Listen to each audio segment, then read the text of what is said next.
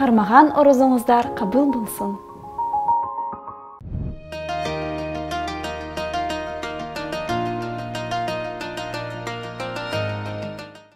2016-17 жылдары мен жөнөкөй жашоонун искусствосу деген бир китепти окугам да. Ал Доминик Ларо деген өзү француз, бирок Японияда көп жашаган айым болчу. Анан ошол аябай жакшы китеби бар. Жөнөкөй жашоонун искусствосу деген. Анан ошол китеп менен таанышкандан баштап мен минимализмдин негизги принциптери менен таанышып калдым. Анан мага аябай жакты. Ошондон баштап мен жашоомдо ошо минимализмди колдонуп баштадым да. Бул эмне? Кереги жок буюмдардан мындай баарын айттым, бул баары эчтеке кереги жок. Баарын ыргыттым. Мисалы үчүн үйдө 70%тан ашык буюмдар жөн эле жок кылынды. Үйдө баары ирет менен эмне керек гана нерселер калынды. Ошондо көп үй бүлөлөрдө билесиңер, жаңы үйлөнгөндө өзгөчө ар кандай бытовой бир вопростор, ар кандай суроолор чыгып калып эле, ошонун негизинде ар кандай конфликттер болушу мүмкүн. Ошондой нерселер болбош үчүн ушу минимализм принциби аябай жакшы жардам берет. Мисалы үчүн, эгерде сиздерде үй бүлөңөрдө 2-3 эле киши болсо, сиздер 2-3 эле идиш аякты калтырып койсоңор болот. Калган баарын коробкага салып, өдөө бир алысыраак жакка коноктор келген учурда гана аларды чыгарсаңар болот да. Антпесеңер идиш аяктар көбөйүп эле бул өзүнчө бир хаос болуп кете берет да. Буюмдар менен дагы ошондой. Биз өзүбүздүн шкафыбызды ачсак, көп учурларда кийбеген, мындай жылдап турган эле кээ бир кийимдерибиз болуп калышы мүмкүн. Ошолордун баарын жок кылыш керек. Керектүү нерселерди гана, анан ага мындай энергия кетирбегендей да. Андан тышкары мен мына акыркы 3-4 жылдан бери машина айдабай калгам. Машинанын ордуна же такси менен, же коомдук транспорт менен, эми көбүнчө маршруткаларды аябай жаман көрөм. Ичинде мындай тыгылып калган үчүн, ошол үчүн автобус же троллейбус. Анан көбүнчө учурларда велосипед менен жүрөм. Анткени Бишкек велосипед тебүү үчүн аябай ыңгайлуу. Аябай жакшы, кичинекей эле шар, бир четинен башка четине жарым сааттын ичинде барып калса болот, көп учурларда шаардын ичинде болсо 10-15 мүнөттүн ичинде каалаган жакка жетип калса болот да. Мисалы үчүн мен бүгүн азыр Чүй Тоолок Молдо тараптан баштап, БГУ тарапка чейин 15 мүнөткө жетпей келип калдым да. Машина менен келсем, мен көп пробкалар менен жүргөн адамдардан өтүп, алардан батыраак бияка келдим. Ошол үчүн бул өзүбүздүн убактыбызды, өзүбүздүн жашообузду, өзүбүздүн оюбузду мындай бошотуу да. Көп нерседен бошоп каласың, эркин жашап каласың. Мисалы үчүн машинени ээ болсоң, сен машине дайыма толтура ойлоруңду мындай түптөп салат да. Аябай көп ойлоруң болуп калат.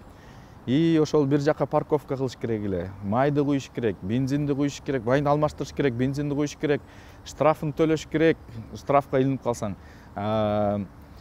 Машинени жууш керек, налогторун төлөш керек деп мындай. Анан толгон токой аябай көп ойлору бар. Дөңгөлөгүн алмаштырыш керек, ремонтун жасатыш керек. Шылса көп да. Ошонун баары бир заматта машинени жок эле кылып эле. Эми ал мүмкүнчүлүктөр жок эместигинен эмес. Бул көбүнчө атайын бул тандоо. Жашоонун принциптерин тандоосу ушундай болуп калат да. Мүмкүнчүлүктөр бар. Бирок өзүңдүн ар кандай буюмдардын кулу болбой, алар сага иштешиң керек да. Мисалы үчүн велосипед тээп жүргөндө сен андай жөнүндө ойлонбойсуң. Кыймылдайсың, жакшы мындай дем аласың дегендей. Кышы бою -30 болсо дагы мен тебип жүрөм. Аябай сонун, кыймылдап, кичине мындай кан жүгүрүп дегендечи. Жылуу күндөрү дагы жакшы, салкыныраак болуп турат, көлөкөгө чыгып алсаң аябай жакшы. Такси менен бир жакка кетип баратсаң, телефонго мындай өзүңдүн жумушуңду жасай берсең болот. Машинени айдап баратсаң, сен дагы эле шопурдун гана функциясын аткарасың. Же ортодон бирөө чалып калса, сен алыксып бирөөнү сүзүп алышың мүмкүн. Бул аябай көп мындай кооптуу болуп калышы мүмкүн да. Ошол үчүн мен минимализм принципти аябай жактырам. Жашоо аябай жеңил болуп калды. алыскы бир мамлекеттерге саякаттап барганда дагы аяктан дагы мындай бир эле рюкзак же кичинекей эле сумка менен барам, көп нерсени албайм. Мурун болсо чоң чемоданды алып алып ошол буюмдарымды ташып жүрчүмүн да. Анан менин оюмча минимализм принциби, сарамжалдуулук бул деген биздин ушу көчмөн элдин маданияты. Так биздин маданияты, биздин мына каныбызда бар. Ошону эле эстешибиз керек да. Элестетип көргүлө, илгерки мына биздин ата-бабаларыбыз бир жерден башка жака көчүп жүрөрчү. Анан эмне болгон толгон токой бүт ар кандай буюмдар менен өзүн менен алып жүрчү беле? Жок, андай болгон эмес. Алар так гана өзүнө керектүү нерселерди гана алып кетчү. Керек болсо үйүн дагы чогултуп кетип, башка жака үйүн алмаштырып, жаңы жерге боз үйдү коюп жүрчү да. Бул аябай сонун, бул эркиндикти берет. Бул жаңы философия, башкача философия. Анын менин оюмча 21-кылымда азыркы учурда заман аябай бат өзгөрүлүп атканда, бул адаптация, анан бат бир нерсени өзгөргөнгө сапаттар керек да.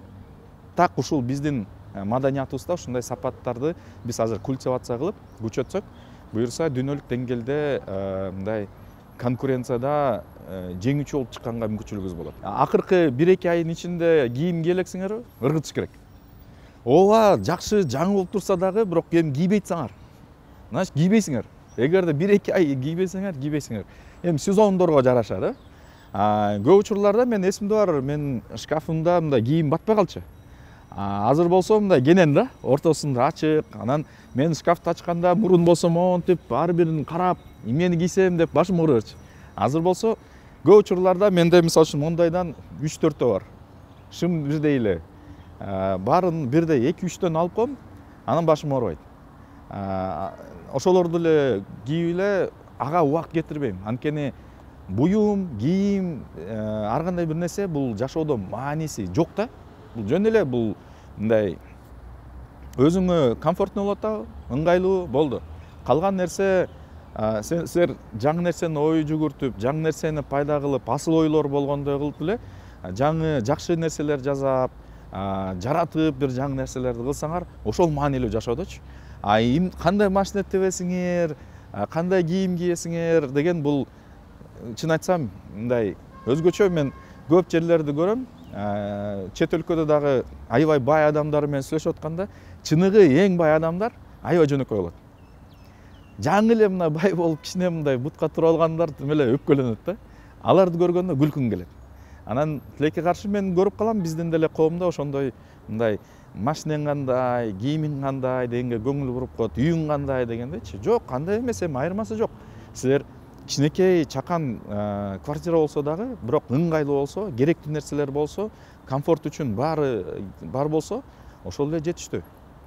Килтейтип алып бир хан сарайларды салып алган менен, анын силер аягында ошонун кулуна айланып каласыңар да. Кайра эле эң негизги нерсе буюмдар адамга иштеш керек. Адамдар буюмга иштебеш керек да. Ушул нерсени биз баарыбыз эске алып алсак, менин оюмча жакшы өзгөрүүлөр болот. Бүт эле мындай чоң нерселерди жараткан адамдар ошо минимализм принциптери менен жашачу да. Ошол эле баарыңарга белгилүү болгон Стив Джобс деле мына Apple компаниясынын негиздөөчүсү, ал дагы минималист болчу да. Анткени көп учурларда аларды байкасаңар, ал жөнөкөй эле джинсыны, анан бир водолазканы кийип жүрчү. Дайыма. Ага ушул нерсе эми алар уже таптакыр бир башка деңгээлге жеткен адамдар, аларга кайра эле буюмдар эч кандай мааниси жок да. Андан тышкары өзгөчө маанилүү нерсе бул оюбузду тазалаш керек. Кереги жок иштер менен башыбызды ортушпаш керек да. Кереги жок иштер барбы? Силер алгысыз тутасызбы? Анын баарын алып эле негизги нерселерге фокус алган жакшы. Маалыматтык доордо, маалыматтык гигиена дагы маанилүү. Мисалы үчүн менде телефондо бүт функциялар жанакы мессенджерлер аркылуу болобу же ар кандай приложениялерди бирөө бир нерсе деп жазса мага билинбейт да. Мен качан гана ачканда гана WhatsApp'ты ачсам, мисалы үчүн мага ким жазды деген билинет. Жанакынтип звуктары менен бирдеме чыгып калбайт да. Эмне үчүн? Анткени мен бир нерсе жөнүндө ойлонсам, мага бирөө кайра жаза берсе, өзгөчө азыркы доордо мен алгысы берем, фокусум жок болот. Ошол үчүн бул өтө маанилүү, өзүбүздүн гигиенабызды, тазалыкты кармалып туруш керек. адамдын өзү таза болуп туруш керек, ою таза болуш керек, жасаган иштери да таза болуш керек. Ошондо жалпы мындай прогресс болот деп ишенем.